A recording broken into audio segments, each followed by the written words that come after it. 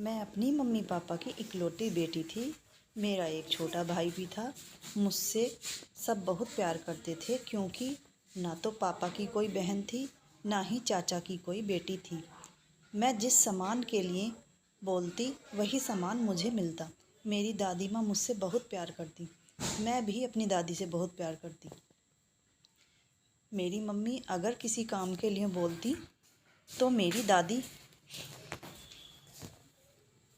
काम को खुद करने लगती और मम्मी से कहती, इसे पढ़ने दो, काम तो हम कर ही लेंगे। दादी और मम्मी में काम को लेकर लड़ाई हो जाती। मेरे पास स्मार्टफोन था। फिर फेसबुक पर मुझे एक लड़के से दोस्ती हो गई। अब मैं पढ़ाई से ज़्यादा फ़ोन पर बात करती। ऐसे ही दोस्ती को 3 साल बीत गए। फिर हमने शादी करने की ठान ली और अपने अपने घर वालों को बताया।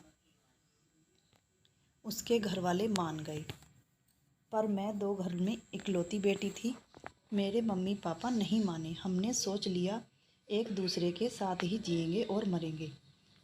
और एक रात मैं सबको नींद की गोलियां देकर घर से चली गई। हमने कोर्ट मैरिज कर ली। मैं अपने घर से कुछ भी नहीं लेके गई, पर बाप रे, ससुराल में रहना कितना मुश्किल था। सुबह उठना, सबको खाना बनाना, महीना तो ऐसे ही बीत गया। अब मुझे घर वालों की बहुत याद आती। मैं बहुत रोती, बहुत तड़पती हूँ।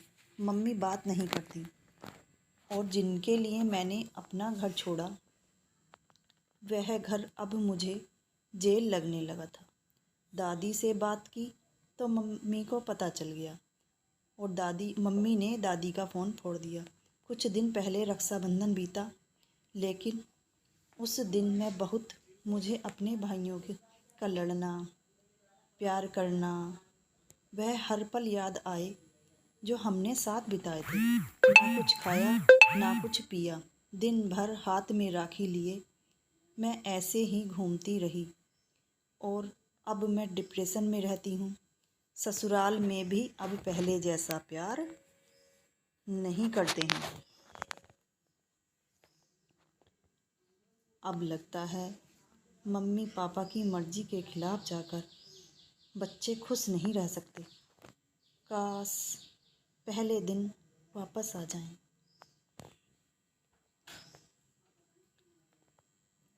दोस्तों, आज करवा चौथ है। मेरी तरफ से करवा चौथ की ढेर सारी बधाइयाँ। और मुझे लगता है कि इस दुनिया में टाइम पास करने के लिए तो बहुत बंदे मिल जाएंगे, लेकिन मम्मी पापा जैसा और भाई बहन जैसा प्यार नहीं मिलता। इसलिए जो गलती मैंने की है, प्लीज़ आप मत करना। इसी के साथ धन्यवाद।